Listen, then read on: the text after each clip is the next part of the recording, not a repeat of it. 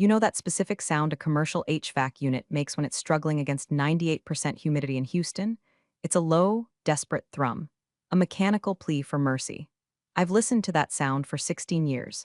I know when a compressor is about to die 3 days before it actually kicks the bucket. I know which elevators get sticky on the fourth floor when it rains. I know that the janitorial staff prefers the lemon-scented cleaner over the pine because the pine smells like cheap gin. My name is Ruth Templeton. To the tenants of the Metric Plaza, a mid-rise glass box of commercial real estate off the Katy Freeway, I am facilities. I am the woman in the beige blazer who nods when the toilet overflows or when the parking garage gate gets stuck.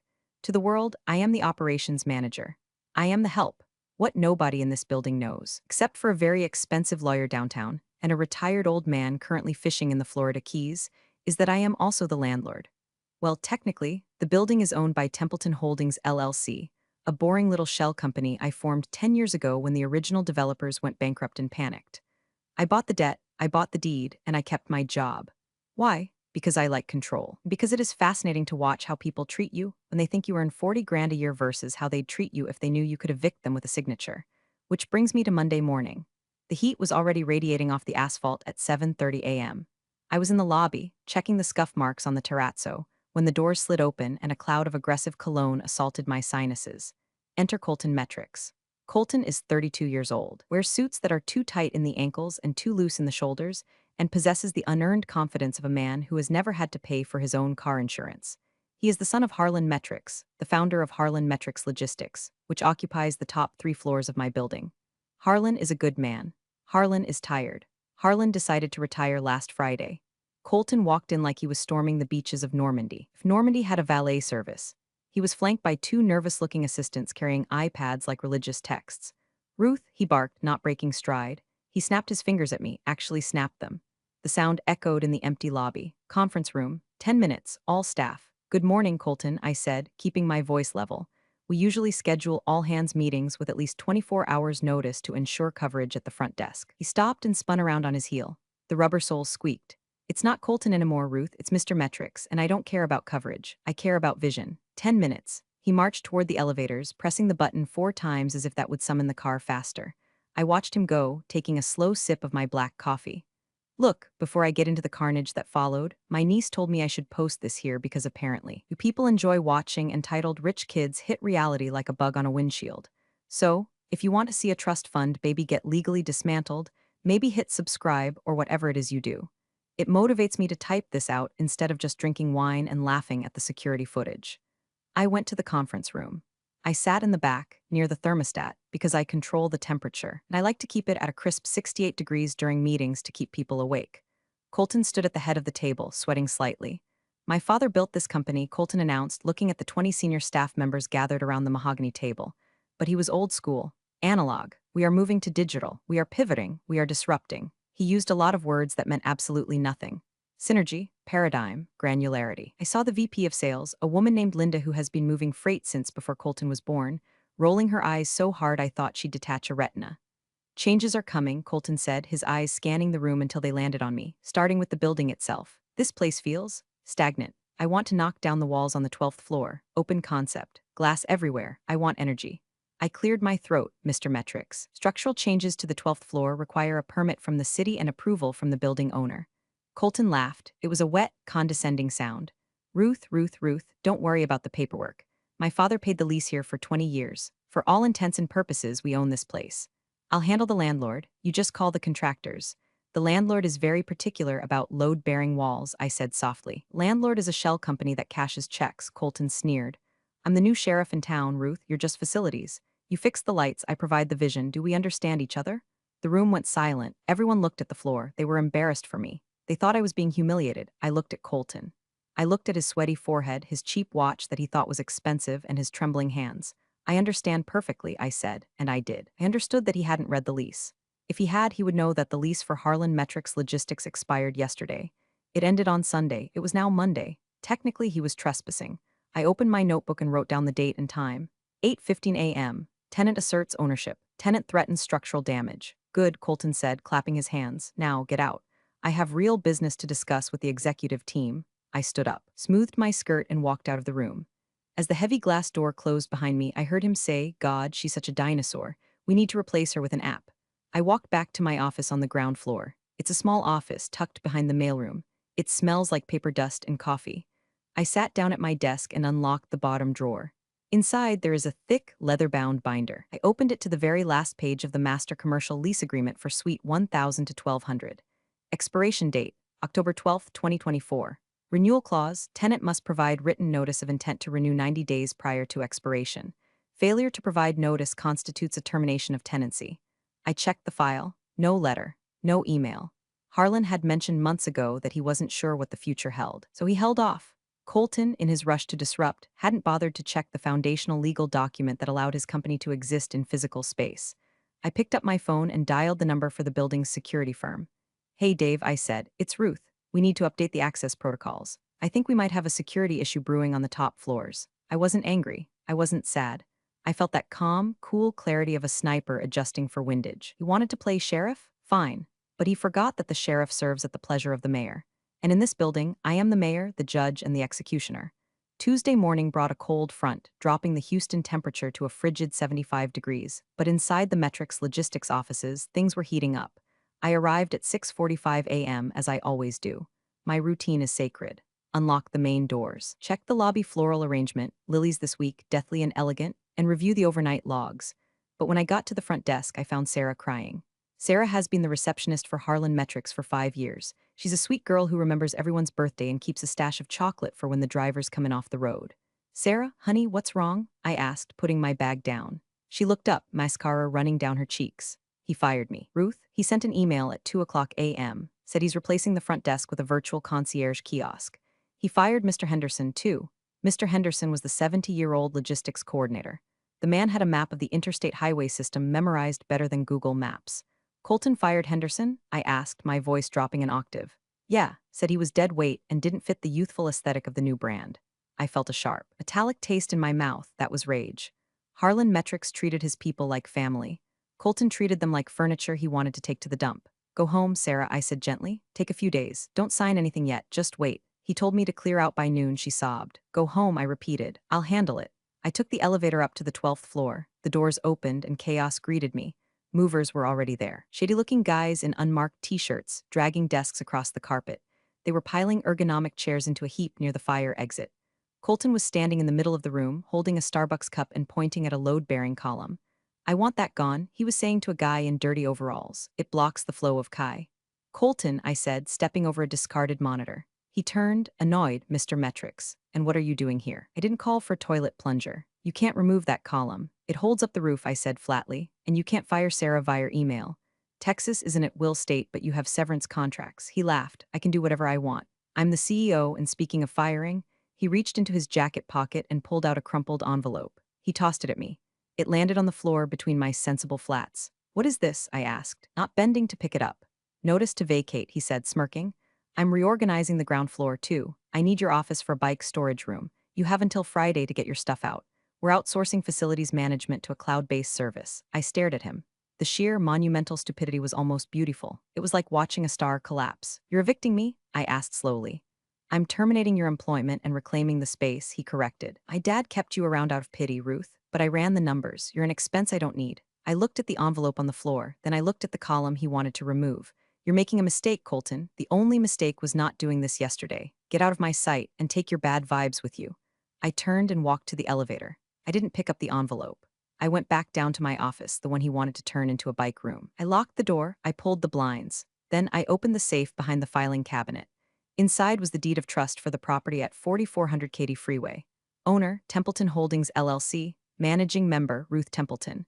I also pulled out the articles of incorporation for the building management company. Service agreement, irrevocable for 10 years, signed 2018. He couldn't fire me. I wasn't his employee. I was a contracted service provider with an ironclad exclusivity clause, and he couldn't evict me. I owned the dirt he was standing on. But the most damning document was the one I had checked yesterday, the lease. He was currently operating a business, storing millions of dollars of inventory, and attempting unauthorized demolition in a building where he had zero legal standing. I sat there for a moment, listening to the hum of the building. My building. He hurt Sarah. He hurt Mr. Henderson. He insulted me. If he had just been arrogant, I might have given him a warning. I might have called his lawyer and said, "Hey, you guys forgot to renew." We could have negotiated a rate hike, but he wanted to play hardball. He wanted to throw people out on the street. I picked up the phone and dialed a number I hadn't called in years. It was the direct line to the City of Houston Code Enforcement. Specifically, grumpy inspector named Earl who owed me a favor from when I helped him navigate a zoning issue for his brother's auto shop. "Earl," I said when he picked up. "It's Ruth Templeton." "Ruthie, long time. What can I do for you?" "AC bust?" "No, Earl. I have a tenant attempting unpermitted structural demolition on a load-bearing element on the 12th floor. I'm worried about the safety of the building."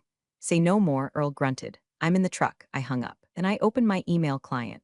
I drafted a message to the external legal counsel for Harlan Metrics, a man named Marcus Thorne. He was a shark, but a shark who followed the rules. Subject: urgent. Lease status and unauthorized modifications. Dear Mr. Thorne, please find attached the current status of the lease for Suite 1000 to 1200. As you will see, the lease expired on Tuesday. We have received no renewal notice. Furthermore, please be advised that unauthorized construction is currently underway. All access to the freight elevators is hereby suspended pending a safety review. Regards, Ruth Templeton, Operations Manager. I didn't sign it owner. Not yet. I hit send. Then I opened the building control software on my desktop. I navigated to Elevator Banks Freight. Status active. I clicked the drop-down menu. Status locked/service mode. A few seconds later, I heard a distant, muffled shout from the lobby. The movers were stuck with a load of furniture they couldn't move. The game had officially begun. There is a distinct psychology to commercial buildings. They are designed to be invisible machines that keep you comfortable, safe, and productive. When they work, you don't notice them. When they stop working, civilization collapses within about 45 minutes. By Wednesday morning, Colton Metrics was about to learn just how fragile his civilization really was. Earl, the code inspector, had arrived Tuesday afternoon and slapped a bright orange stop work order on the glass doors of the 12th floor. He'd caught the contractor's mid-sledgehammer on a structural column. The fines were already racking up, aimed squarely at the tenant. But that was just the appetizer. The main course was the environment. Houston in July is not compatible with human life. It is a swamp trying to reclaim its territory. The only thing keeping the fungi at bay is the heavy-duty chillers on the roof. I sat at my desk, sipping an iced tea, looking at the Building Management System (BMS) interface. It's a beautiful grid of numbers and graphs. I navigated to Zone 12 Executive Suite. Current set point, 68 degrees F. Actual temp, 68 degrees F. I clicked on the occupancy schedule. Usually, it's set to occupied from 6 a.m. to 8 p.m. I changed it to unoccupied/weekend mode. In weekend mode, the system prioritizes energy efficiency. It lets the temperature drift up to a balmy 78 degrees and restricts airflow to minimize fan usage. It's not broken, it's just efficient. System updated, the screen blinked. I then moved to access control. Colton had issued new keycards to his inner circle of new hires. 3 guys named Chad, Brad, and Thad. I'm not joking, their names were actually indistinguishable variations of a frat roster. They had been strutting around the building, bypassing security checkpoints. I pulled up their badge IDs. Status, revoked. Reason, security audit/data mismatch. It wasn't a lie. Their data didn't match the leaseholder's authorized personnel list because, strictly speaking, there was no leaseholder. Around 10:30 a.m., my desk phone. It was the reception line, which I was now answering since Sarah was gone. "This is Ruth," I said, cheerful as a bird. "Ruth, fix the damn elevator." It was Colton. He sounded sweaty. "And why is it so hot in here?" "I'm sweating through my suit." "Oh, good morning, Mr. Metrics," I said, typing slowly on a keyboard that wasn't plugged in. "We're experiencing some high load demand on the grid today. The system automatically enters eco-conservation mode to prevent brownouts. It's a citywide protocol." That was a lie. A beautiful, unverifiable lie. "Well, override it. I have investors coming in an hour. I'm afraid I can't do that, sir. The system is hard-coded for compliance. As for the elevators, we're conducting a mandatory safety audit following the unauthorized construction attempts yesterday. The freight cars are offline until the structural engineer clears the shaft. This is unacceptable. I'll fire you. I swear to God, Ruth." "Done on Friday? I understand your frustration, Mr. Metrics. Would you like me to send up some portable fans? We have some in the basement. They're a bit noisy, though." He hung up. 30 minutes later, the VP of Operations, one of the few old guard left, a man named Bill, came down to my office. Bill looked tired. He closed the door and sat in the guest chair. "Ruth," he said quietly, "what is going on? The badges don't work. The AC is blowing lukewarm air. The toilets on the 11th floor are out of order. Is this? Are you doing this?" I looked at Bill. He was a good guy. He had photos of his grandkids on his desk. "Bill," I said, leaning forward, "do you have a personal email address?" "Yes, start forwarding your files today." He looked at me, confusion clouding his eyes, and then he saw the look on my face, the absolute lack of panic, the stillness. "He didn't renew the lease, did he?" Bill whispered. I took a sip of my tea. "I can't discuss confidential tenant matters, Bill, but I can tell you that the building takes care of its own. And right now, the building is rejecting a virus." Bill nodded slowly. He stood up. "I always liked you, Ruth." "I like you too, Bill. Take the stairs today. The elevators might get finicky." By 2 p.m., the investors arrived. I watched on the security camera. They were three serious men in gray suits. They walked into the lobby, and I buzzed them in. They got into the elevator. I let them go up. But when they stepped out onto the 12th floor, they were met with 79-degree heat, the smell of stale sweat Colton, and the sound of industrial floor fans droning like angry hornets. I zoomed in on the camera. Colton was trying to look cool, but his shirt was plastered to his back. He went to swipe his badge to open the glass conference room doors. Red light, beep. He swiped again. Red light, beep. He kicked the door. The investors exchanged a look. It was the look people give when they realize they are about to waste their money. I picked up my phone and sent an email to Marcus Thorne, the lawyer. Subject: cease and desist harassment of facilities staff. Mr. Thorne, your client, Mr. Colton Metrics, has physically kicked building property and verbally abused staff regarding building protocols. Please remind him that damage to property is a violation of the expired lease terms. This is your second notice. I sat back. The chessboard was set. The king was sweating. The pawns were fleeing, and the queen was just getting started. There's a steakhouse in downtown Houston called the Capitol. It's dark, smells like mahogany and seared beef, and costs more for a salad than most people make in a day. It is where uncomfortable truths are delivered over expensive Cabernets. On Thursday, Marcus Thorne invited me to lunch. Marcus is the kind of lawyer who charges by the sneeze. He's sharp, impeccably dressed, and usually manages to intimidate anyone who doesn't have a Juris Doctor. He represents Harlan Metrics Logistics. He's been their counsel for years. He assumes, naturally, that he is the smartest person in the room. I wore my navy blazer and my grandmother's pearls. I arrived 4 minutes early. When Marcus slid into the booth opposite me, he looked annoyed. He checked his watch. Ruth, thanks for meeting me. Look, I have a deposition at 2, so let's make this quick. Of course, Marcus, I said, unfolding my napkin. Colton is excitable, Marcus began, signaling the waiter for a scotch. He's under a lot of pressure stepping into Harlan's shoes. He feels you're obstructing his transition. The AC issues the badges. It feels retaliatory. Maintenance is rarely convenient, Marcus. Cut the crap, Ruth, he snapped. We know you're upset about the staff changes, but you're a vendor. You work for the building management. You don't get to play moral police. If you don't get the systems back online by tomorrow, we're going to sue the management company for breach of contract and constructive eviction. He leaned back, looking satisfied. He thought he had played the ace. I smiled. It was a small, polite smile. Marcus, did you read the email I sent you on Tuesday? I skimmed it. Something about a renewal notice. We'll draft a retroactive extension. Standard procedure. Harlan forgot, big deal. It's not just that Harlan forgot, I said, reaching into my tote bag. It's that the entity Templeton Holdings, LLC, has decided to go in a different direction with the space.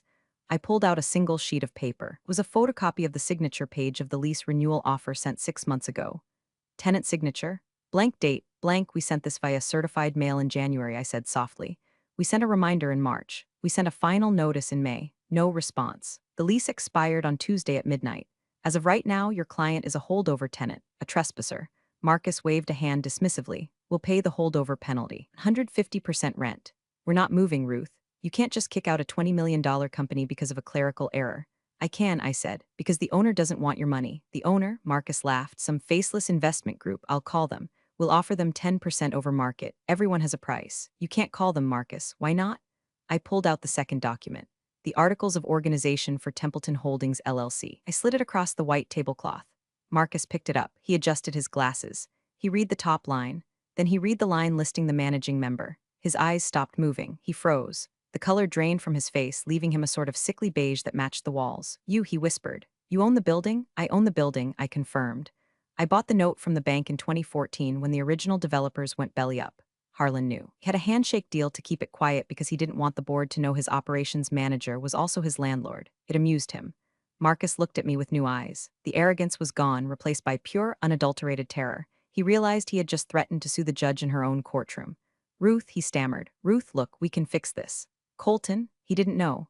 Ignorance of the law is not a defense, Marcus. Isn't that what you tell people? He's just a kid. He's trying to make his mark. He fired Sarah, I said. He fired Henderson. He told me to clean out my desk by Friday. He called me a dinosaur. I took a sip of my iced tea. He wants me out by Friday? Fine. I want him out by Friday. That's impossible, Marcus choked out. The logistics, the servers, the inventory. That sounds like a logistics problem, I said. And frankly, his logistics team seems a bit thin right now, since he fired the competent ones.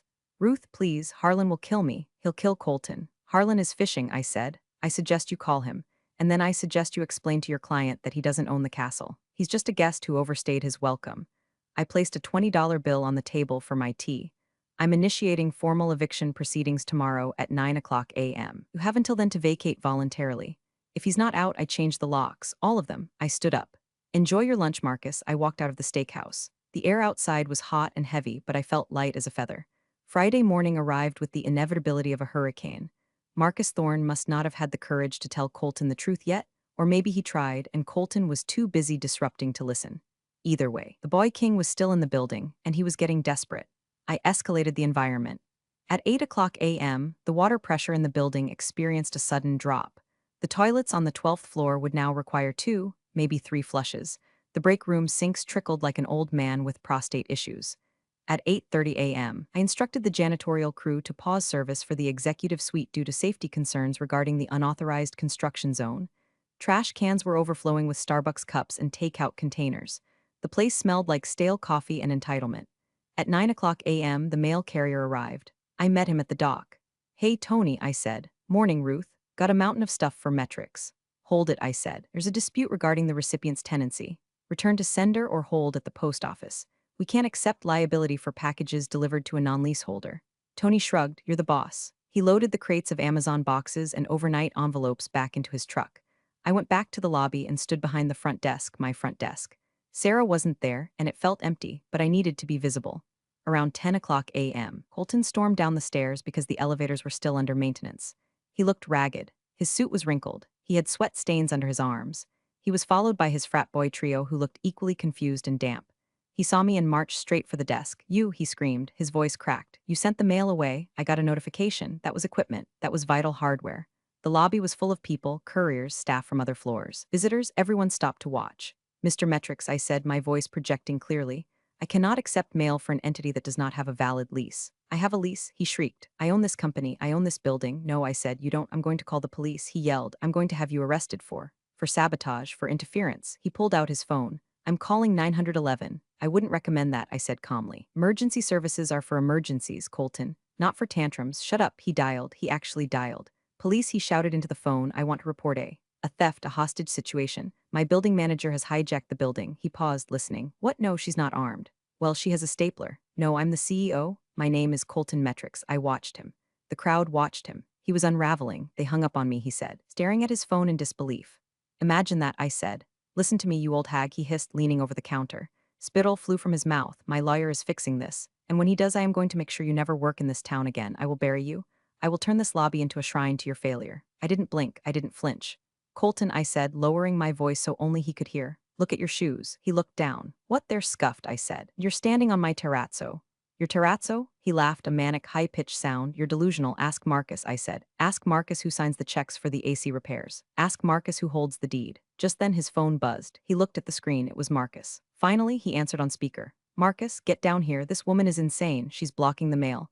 Marcus's voice came through the tiny speaker, tinny but clear. It sounded defeated. "Colton, shut up. Stop talking." Colton froze. "Excuse me? Get back upstairs. Do not speak to Ruth. Do not engage with her. I'm on my way. We have a catastrophic situation." "What situation?" Colton demanded, looking around at the staring crowd.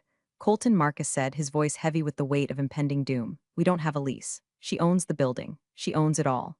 The silence that followed was louder than the HVAC units on the roof. Colton looked at the phone, then he looked at me. His eyes went wide. His mouth opened, but no sound came out. I smiled. A genuine, warm Texas smile. "Would you like a visitor's badge, Mr. Metrics? You'll need one to get back upstairs. Security protocol."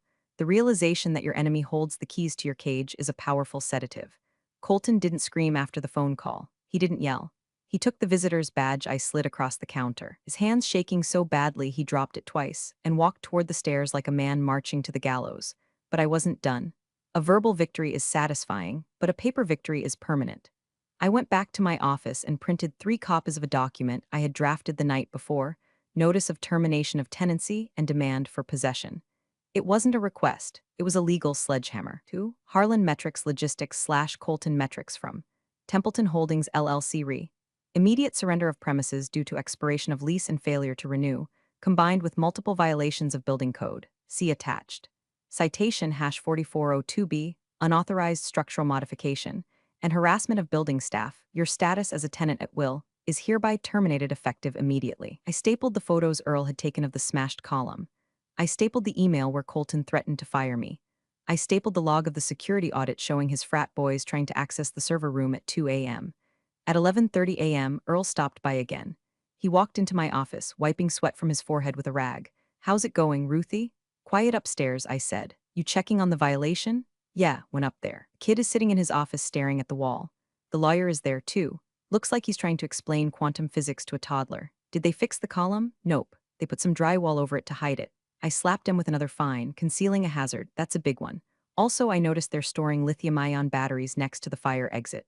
Fire marshal is gonna love that. You should probably call him, I suggested innocently. Already did. He's on his way. This is the thing about commercial real estate. It's a web of regulations. If you pull one thread, like trying to renovate without a permit, the whole web comes down on you. Colton didn't just annoy a landlord, he activated the immune system of the city bureaucracy. Around 12:30 p.m., Marcus Thorne came down to my office. He looked 10 years older than he had at lunch. He closed the door and didn't sit down. "Ruth, we need to talk terms." "Term is goodbye," I said, not looking up from my spreadsheet. "Be reasonable. You can't evict a company with 50 employees in 24 hours. It's impossible. It's not an eviction, Marcus, it's a non-renewal. The lease ended Tuesday. You are trespassing. I'm being generous by not calling the sheriff right now to escort you out."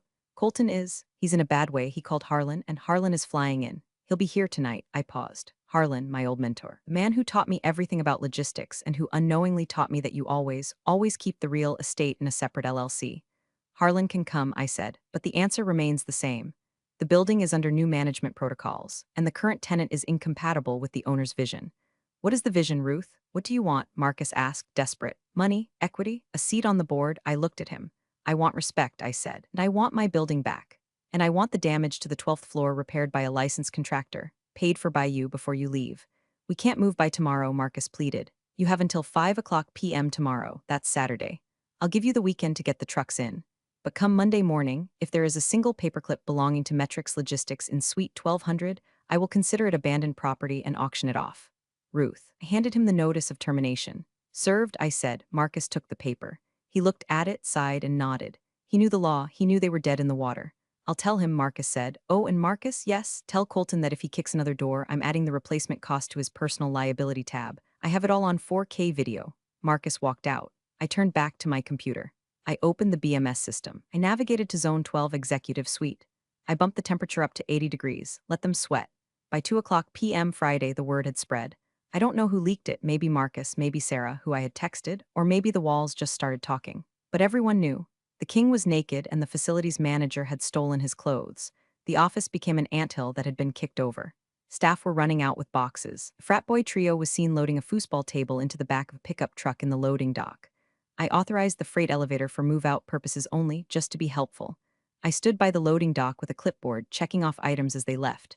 "Careful with that server rack," I told a sweating IT guy. "Don't scratch the door frame." He looked at me with pure awe. "Yes, ma'am. Sorry, ma'am." Colton was nowhere to be seen. He was holed up in his office, presumably watching his empire dissolve. At 4 p.m., a black Lincoln Town car pulled up to the curb. The door opened and Harlan Metrics stepped out. He was 70 years old, tanned from the Florida sun, wearing a fishing shirt and linen pants. He looked like a man who had been interrupted in the middle of a very good margarita. He walked into the lobby. He saw me standing there. He stopped. He looked at the chaos, the movers, the panicked employees, the orange stop work sticker on the elevator. He shook his head and walked over to me. "Ruth," he said, his voice was gravel and whiskey. "Harlan," I nodded. "I leave for 5 days," he said. 5 days, and I come back too? Your son fired Sarah, Harlan, and Henderson, and he tried to knock down the structural column on the 12th floor. Harlan closed his eyes. He pinched the bridge of his nose. "The column, the one near the break room." He said it blocked his kai. Harlan let out a long, shuddering sigh. "And the lease expired Tuesday. No renewal sent, and you?" "I exercised my right as the owner to reclaim the property." Harlan looked at me. For a second, I thought he might yell. He was a tough businessman. He didn't like losing. But then a small, wry smile tugged at the corner of his mouth. "Templeton Holdings," he muttered. "I forgot about that. I always thought you'd sell it. It's a good asset," I said. "Steady yield. Usually, Ruth." "You're killing me here. The disruption? This will tank the quarter." "Colton tanked the quarter when he decided to treat the people who run his world like garbage," I said firmly. "I'm just the consequences." Harlan looked at the ceiling. "Where is he?" "Upstairs, probably sweating. It's 80 degrees up there." "Why is it 80 degrees? Eco mode," I said deadpan. Harlan chuckled. It was a dry, rusty sound. "All right. Let's go see the boy genius." Rode the elevator up in silence. The car smelled like fear and cardboard. When we walked onto the 12th floor, it was a ghost town. Desks were cleared. Wires dangled from the ceiling. The drywall patch over the damaged column looked like a scar. Colton was in the glass-walled conference room with Marcus. When he saw his father, he jumped up like he'd been electrocuted. "Dad, thank God, you have to stop her. She's insane. She sabotaged the building. She locked us out. Harlan walked into the room. He didn't look at Colton. He looked at the view of the Houston skyline. Colton, Harlan said softly. She's lying about the lease. Marcus said we can sue, we can. Shut up, Harlan said. It wasn't a shout, it was a command. Colton's mouth snapped shut. Did you fire Sarah? Harlan asked. She was redundant. I was streamlining. Did you try to knock down a load-bearing wall? It was an open concept. Harlan turned to face his son. The disappointment in his eyes was heavier than the humidity outside. You didn't read the lease, did you? That's what we pay lawyers for. Colton pointed at Marcus. Marcus held up his hands. I sent him the renewal packet in January and March. He told me to stop bothering him with admin trivia. Harlan looked at Ruth. He looked at me standing in the doorway, arms crossed, wearing my beige blazer. She owns the building, Colton, Harlan said. She has always owned the building, and you just tried to evict the landlord. Colton looked at me. He looked at his dad. The reality finally, truly sank in, but she's just facilities, he whispered. She's the reason this company ran for 20 years, Harlan said, and now she's the reason we're moving. Moving, Colton squeaked. To where? I don't know, Harlan said. That sounds like a logistics problem. And since you're the CEO, fix it. Harlan turned to me. Ruth, we have until Monday morning to get the heavy stuff out. I looked at Harlan. We had history. Monday at 8 a.m., I said, sharp. After that, the locks change. Fair enough, Harlan said. Then he looked at Colton. Start packing, son, and be careful with the boxes. You're paying for the damages. Saturday was a blur of activity, but I wasn't part of it. I sat in my office, door open, watching the parade of defeat.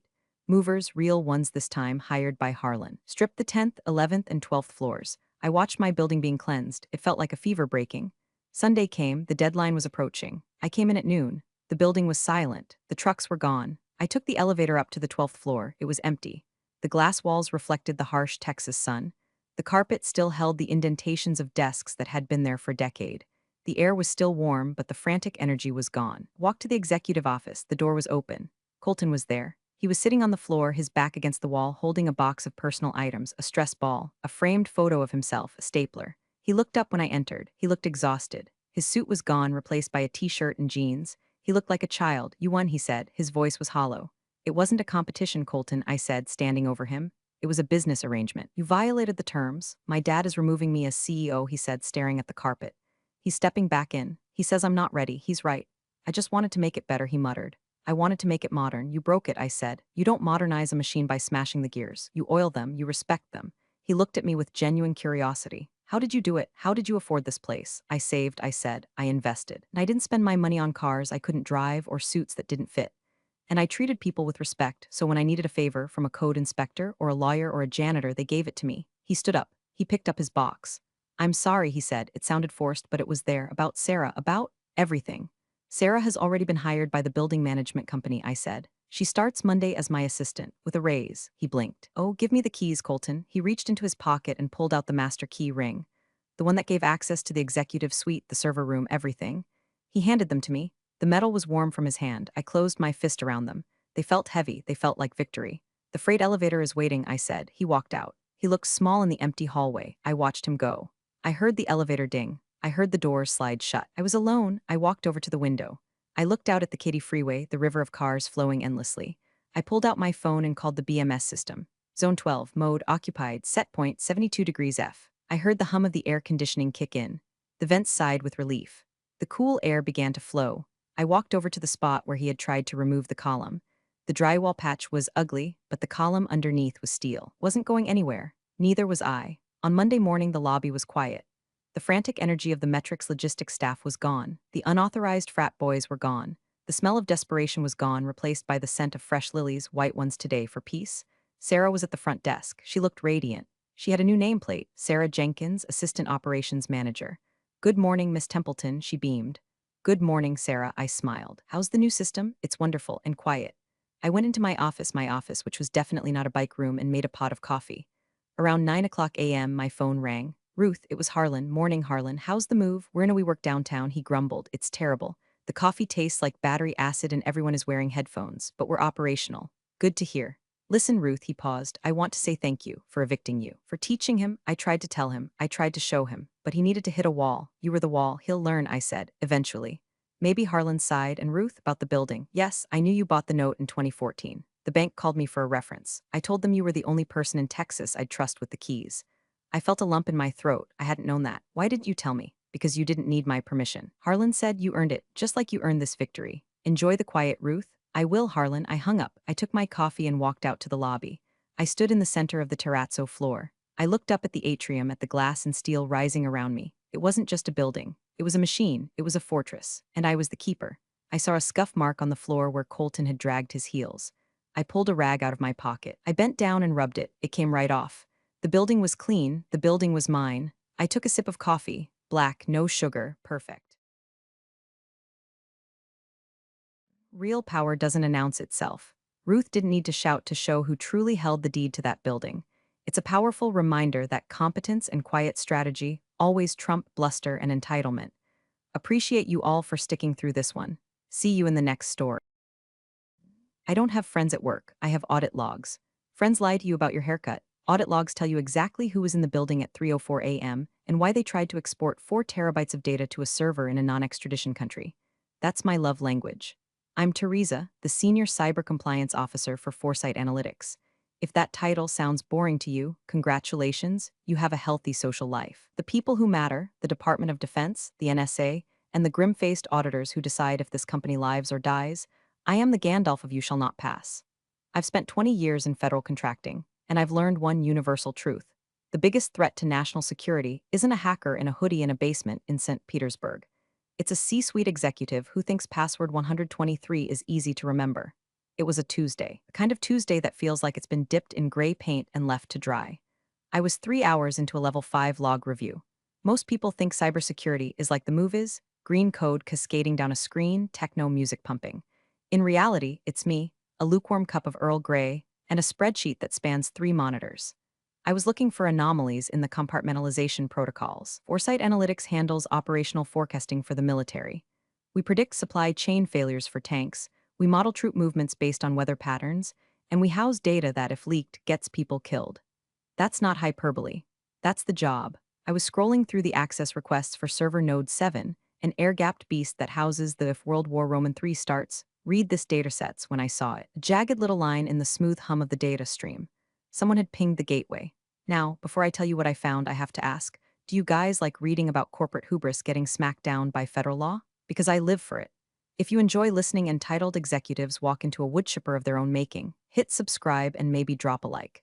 It motivates the team, and honestly, it's cheaper than therapy for me.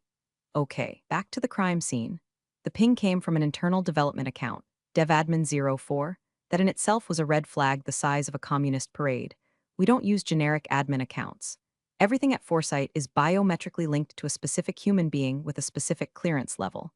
devadmin04 was a ghost key, a relic from the system setup phase that should have been incinerated 5 years ago. Seeing it active was like coming home to find a stranger wearing your pajamas and eating your cereal.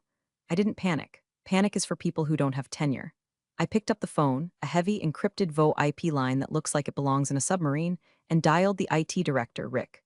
Rick is a good guy, but he has the backbone of a chocolate eclair when management walks in. Rick, I said, skipping the pleasantries. Why is DevAdmin 4 active, and why is it trying to handshake with the air-gapped drive? Silence on the other end, not that I'm looking into it silence.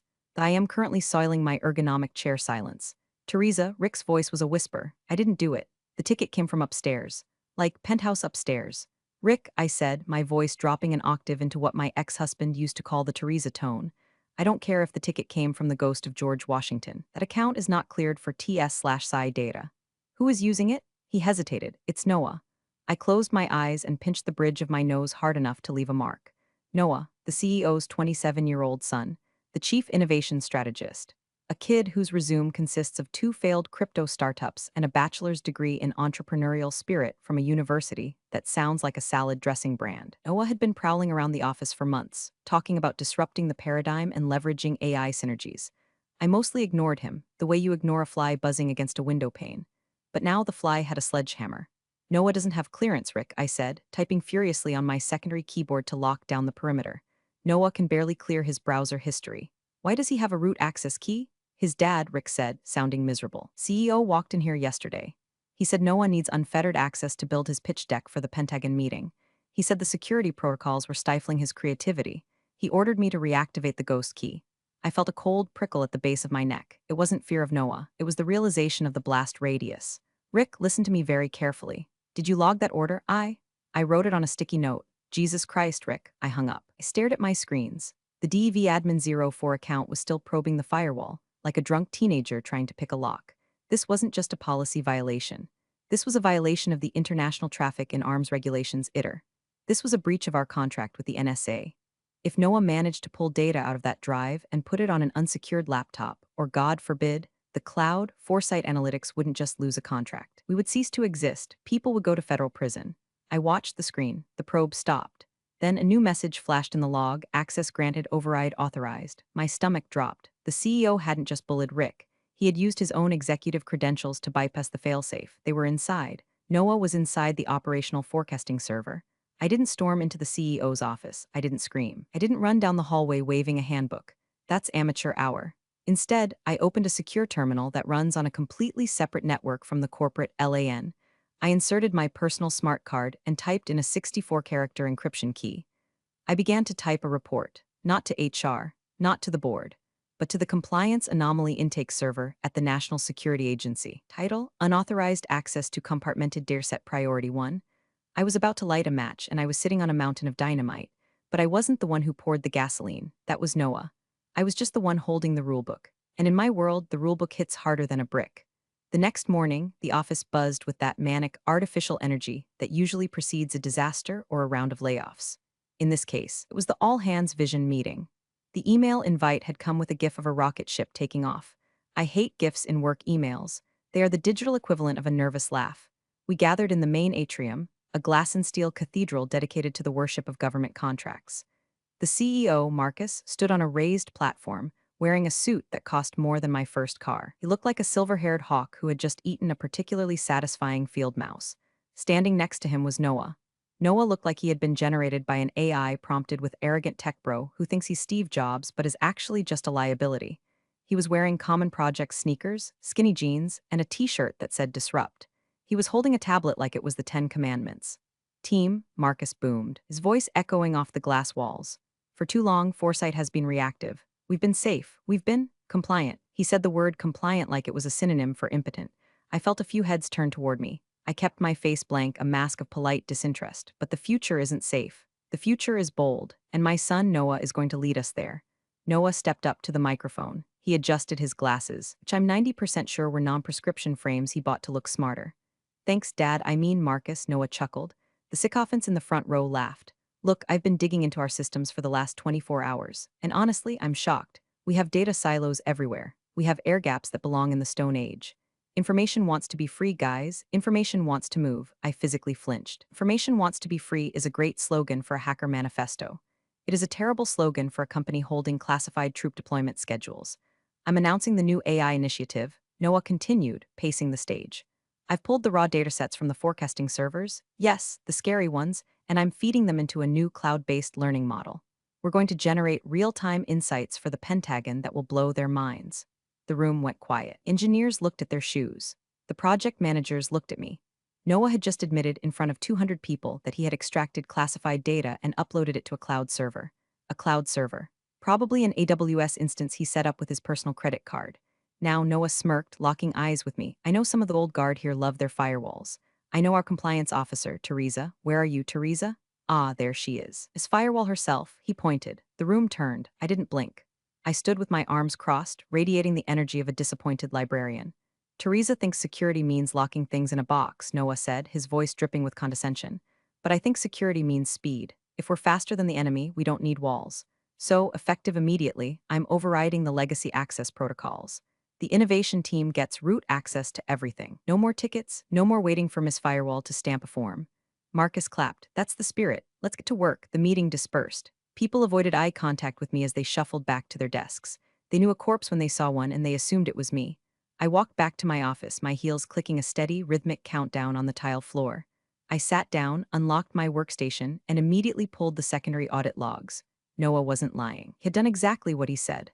At 4:15 a.m., the DEV admin 04 account had executed a mass export command, select from Tactical Ops DB. He had pulled the raw binary files. Then, the logs showed an upload stream to an external IP address. I traced the IP. It wasn't a secure government cloud. It wasn't even a corporate VPN. It was a generic, public-facing server hosted by a third-party AI startup called NeuralinkX. My hands shook slightly, not from fear, but from the sheer magnitude of the stupidity. He had uploaded top-secret/sensitive compartmented information, TS/SCI, to a startup that probably had a password of admin and a security team consisting of one guy named Chad. I took a screenshot. I exported the packet capture. I saved the video file of the all-hands meeting from the internal server. Then, I opened my secure channel to the NSA again. My contact, there's a man named Director Vance. We've never met for coffee, but we have a very intimate relationship based on the mutual understanding that people are idiots. I typed, update to previous report. Subject has admitted to data exfiltration in public forum. Data is now hosted on unsecured third-party public cloud. Video evidence attached. I hit enter. The screen blinked, report received. Monitoring initiated. Do not intervene, do not intervene. That was the hardest part. Noah was running around the office high-fiving people, thinking he was Elon Musk. He had no idea that a digital sniper scope was currently centering on his forehead. I had to sit there and let him brag. I had to let the poison spread just enough so that when the antidote arrived, it would kill the patient. Took a sip of my cold tea. It tasted like battery acid. I loved it. 2 hours later, my desk phone rang. It was the internal extension for human resources. The caller ID said Linda, VP of People. Linda was the kind of HR executive who decorated her office with live, laugh, love signs, but would fire a pregnant woman for taking too many bathroom breaks. Teresa, her voice was sugary sweet, the auditory equivalent of high fructose corn syrup. You pop down to my office for a quick sec? Bring your badge, the universal code for your dead. I knew this was coming. In fact, I had been counting the minutes. I picked up my purse. I didn't pack a box. I didn't take my stapler. I wanted my desk to look exactly as it was, a crime scene of interrupted work. I walked down the hallway, past the rows of developers who were now frantically trying to integrate Noah's new AI into their stable code. They looked stressed. They knew something was wrong, but they had mortgages to pay. I entered Linda's office. Marcus, the CEO, was there too, leaning against the window, looking out at the parking lot like he was pondering the burden of his own genius. Noah sat in the guest chair, scrolling on his phone, looking bored. Have a seat, Teresa, Linda said, gesturing to the empty chair. I sat. I kept my posture perfect. Spine straight, hands folded in my lap. Teresa. Marcus started, not even turning around. We've been discussing the company's culture, the direction we're heading, and I asked. He turned, then his eyes cold. And we feel that you are no longer a cultural fit. Your behavior at the meeting today, the rolling of the eyes, the negative body language, it was noted by everyone. It undermines leadership. I didn't say a word at the meeting, Marcus, I said calmly. That's the problem, Noah piped up, dropping his phone onto the desk. You're always looming. You're like a dark cloud, Teresa. I'm trying to innovate and you're just there, radiating no, it's bad vibes, we need a yes culture. I looked at Noah. Noah, you uploaded classified military data to a public server. That's not a vibe, that's a felony. Marcus slammed his hand on the desk. Enough, this is exactly what I'm talking about. You are obsessed with obstacles. Noah is a visionary. You are a relic. You're paranoid, Teresa. Maybe if you spent less time policing my son and more time understanding his vision, you'd see that. So, I'm being fired for upholding the compliance standards outlined in our federal contract? I asked, wanting him to say it. I needed the words. You're being let go for insubordination and creating a hostile work environment, Linda interjected smoothly, sliding a piece of paper across the desk. This is a separation agreement. We're offering you 2 weeks severance if you sign a non-disparagement clause. I looked at the paper. It was a joke. 2 weeks for 20 years of keeping their asses out of jail. I won't be signing that, I said. Marcus laughed. Suit yourself. You leave with nothing then? Hand over your badge. I stood up. I reached into my purse and pulled out my ID card, the hard plastic rectangle that had given me access to the most secure rooms in the country. I placed it gently on Linda's desk. You're making a mistake, Marcus, I said. It wasn't a threat. It was a statement of fact, like saying it's raining. The only mistake I made was not firing you sooner, he sneered. Get out. Security will escort you to your car. The walk to the lobby was long.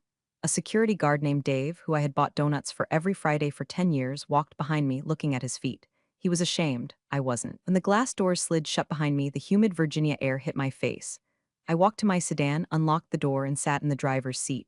The silence was absolute. I pulled out my personal phone. I had one unread message on the secure app received 3 minutes ago. It was from Director Vance. Status, terminated. I typed back, yes, badge surrendered, access revoked. The reply came instantly. Acknowledged, you are now a protected witness. Go home. Stay off the grid. We are moving assets into position. I started the car. As I pulled out of the parking lot, I looked up at the 4th floor. I could see Noah in the window of the corner office, my old office, or maybe Marcus's, it didn't matter.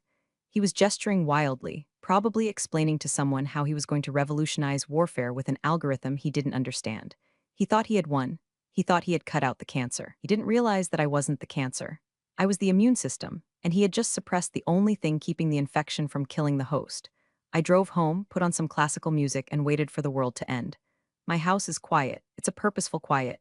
No TV blaring, no kids screaming. My daughter is in grad school in Boston, studying something safe like art history. I like it this way. That afternoon, I sat in my kitchen, watching the steam rise from a fresh cup of tea. It was 2 o'clock p.m. I should have been in a budget meeting. Instead, I was unemployed, but not really.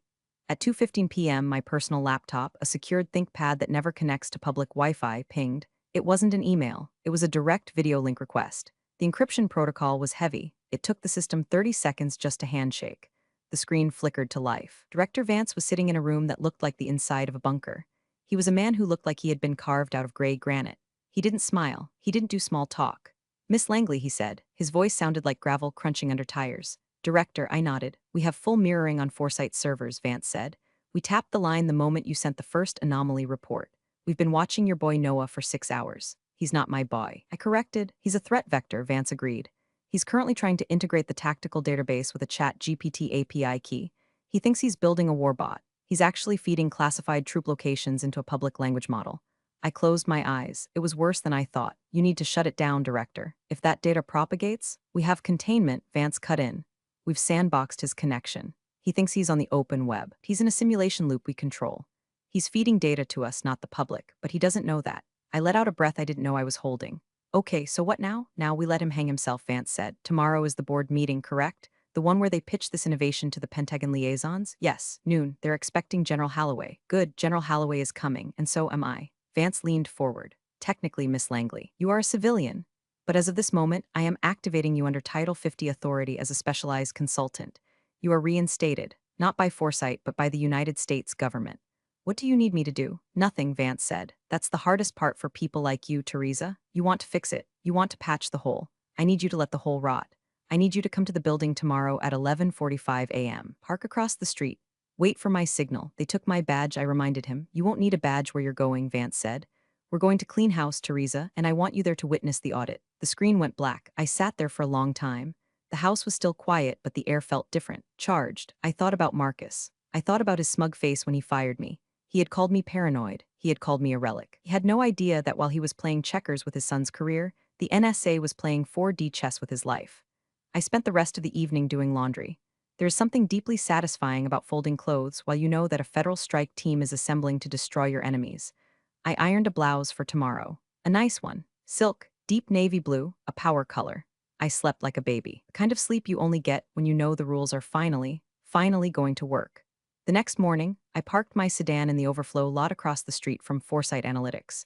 It was 11:30 a.m. I had my tablet propped up on the passenger seat. Vance hadn't been joking about the access. He had sent me a link to a compliance view, a live feed from the security cameras inside the executive boardroom. Looked like a wedding reception for a particularly tacky couple. There were catered platters of expensive pastries. There was a dedicated barista station. The table, usually bare mahogany, was draped in a tablecloth that looked like silk.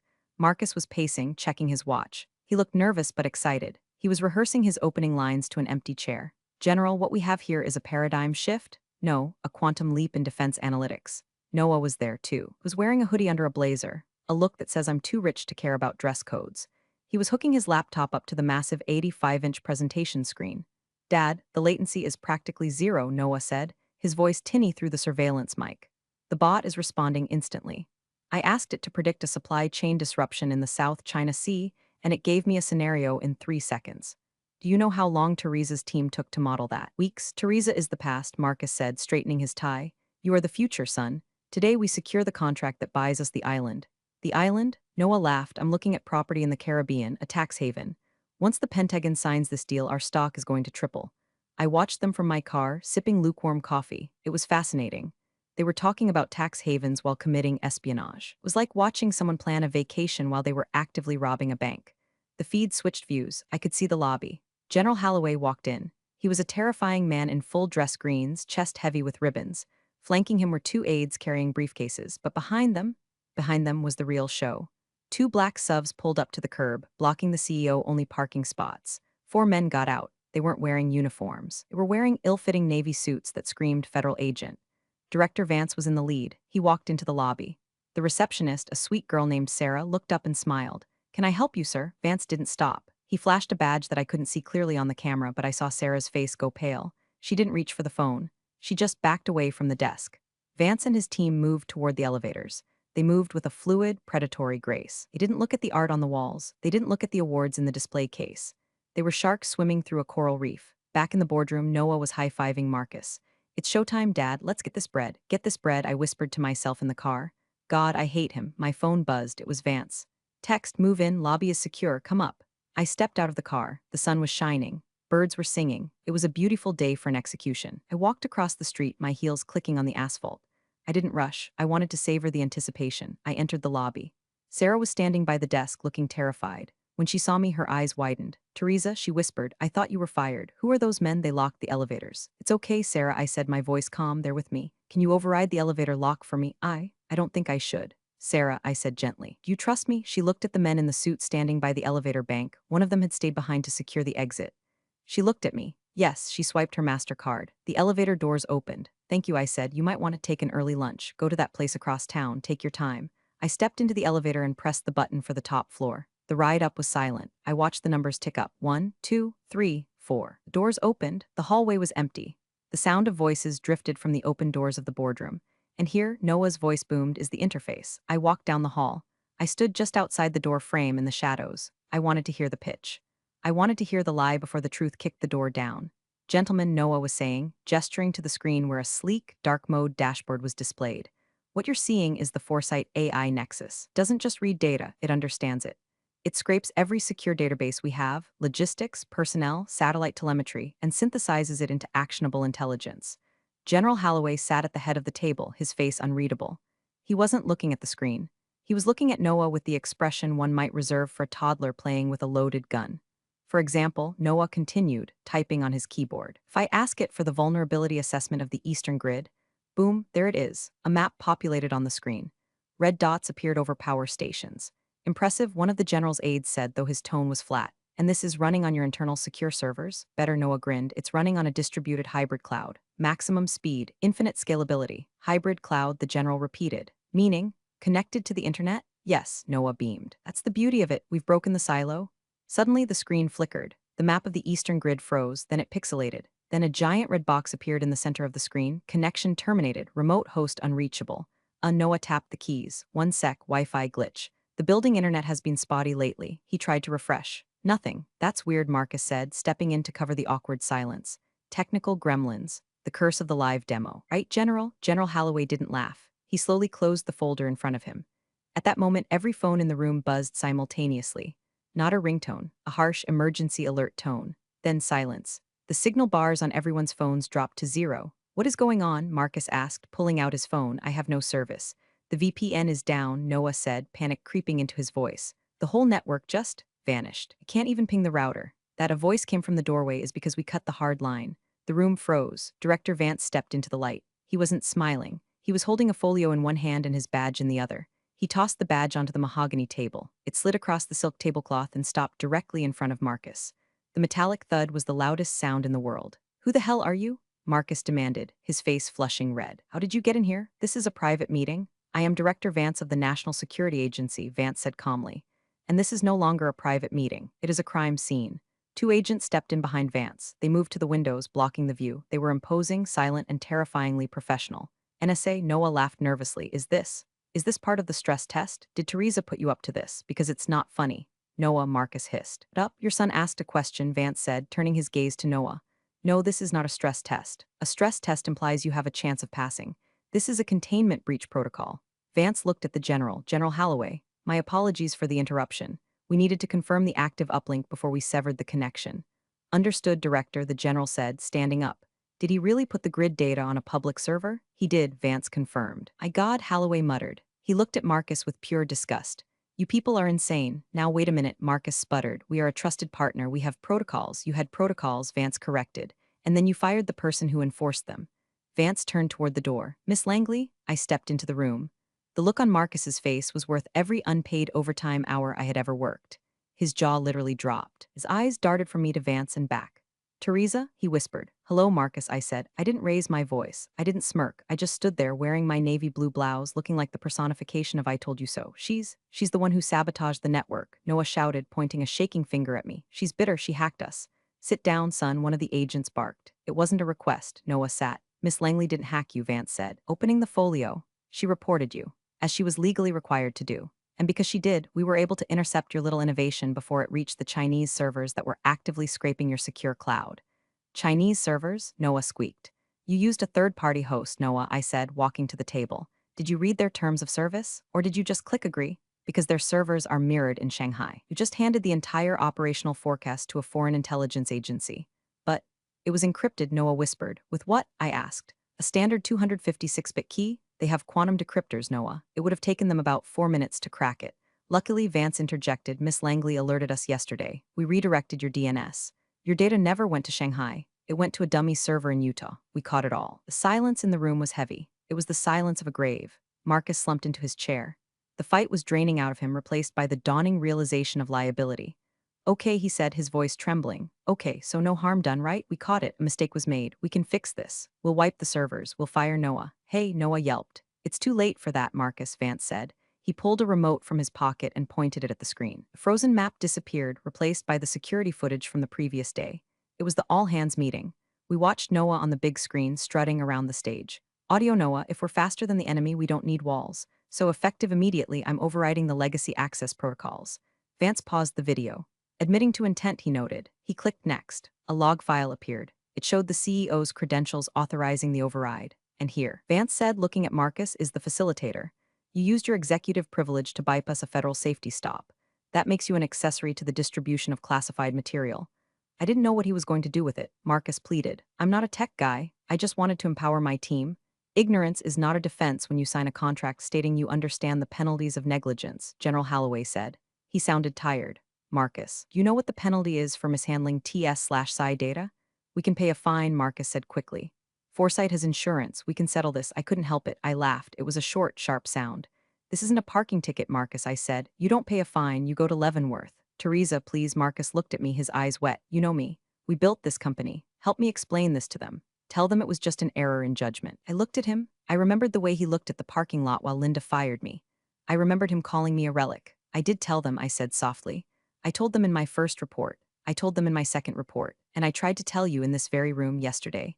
You told me I was creating a hostile work environment. You fired the whistleblower, Vance stated. Which, by the way, is another federal crime. Whistleblower Protection Act. You added a felony to your treason. Treason? Noah whispered. Wait, treason is... That's for spies. I'm an entrepreneur. You're a leak, Vance said, and we plug leaks. Vance turned to the general. We have enough for the immediate suspension of the contract. The DOJ creates the indictment from here. Indictment? Marcus stood up. Now hold on. You can't just walk in here and sit down. The agent by the window moved. He didn't draw a weapon, but the way he shifted his weight made it clear that violence was an option he was comfortable with.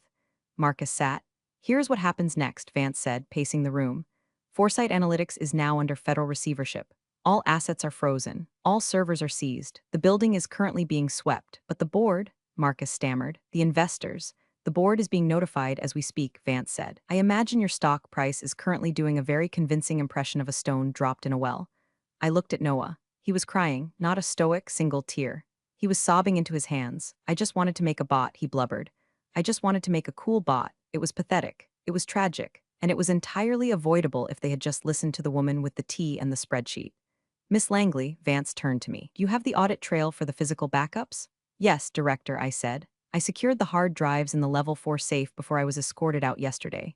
Noah didn't know the combination, so he couldn't corrupt the originals.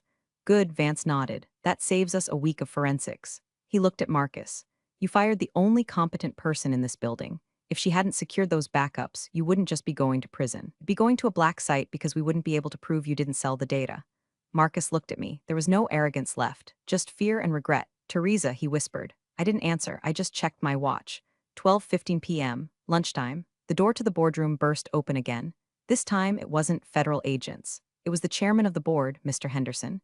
He was a man in his 70s who smelled like old money and cigars. He looked like he was having a cardiac event. Marcus, Henderson roared. What is the meaning of this? I have the SEC on line 1 and the Department of Defense on line 2. Our stock is halted. He stopped when he saw the general and the agents. General Holloway, Henderson's tone shifted instantly to obsequious panic. I assure you, the board had no knowledge. Save it, Henderson, Holloway said. Your CEO and his son just tried to open source our troop movements. Henderson turned on Marcus. You did what? It was a misunderstanding, Marcus cried. He bypassed the protocols, Vance interrupted. He authorized an override of the safety systems to let his unqualified son play with matches in a fireworks factory. Henderson looked at Noah, who was still sniffling. Then he looked at Marcus. You're fired, Henderson said, for cause, effective immediately. No severance. No stock options. We are clawing back everything. You can't do that, Marcus shouted. I just did. And frankly, if these gentlemen don't arrest you, I might kill you myself for what you've done to my portfolio. Henderson looked around the room frantic. How do we fix this, General, please? Foresight employs 2,000 people. If you cancel the contract, we fold. The contract is suspended, Holloway said. Pending a full security audit. We can't pass an audit. Henderson cried, our compliance officer is gone. Actually, Vance said, gesturing to me, she's right here. Henderson looked at me. He looked confused for a second, then recognition dawned. Teresa, right? The one with the rigid reports. The one who saved your company's existence, Vance corrected. Miss Langley detected the breach, reported it through proper channels, secured the physical backups, and prevented the data from leaving the country. She's the only reason you aren't being classified as a hostile entity right now. Henderson looked at me like I was the second coming of Christ. Teresa, I didn't know, you didn't ask, I said. We need you back, Henderson said, stepping over Noah's legs to get to me. Name your price, double salary, triple, stock, whatever you want. Just tell the general we're compliant. I looked at Vance. He gave me a barely perceptible nod. I have conditions, I said. Anything. Henderson promised. First, I pointed at Marcus and Noah. They leave now, and they never set foot in this building again.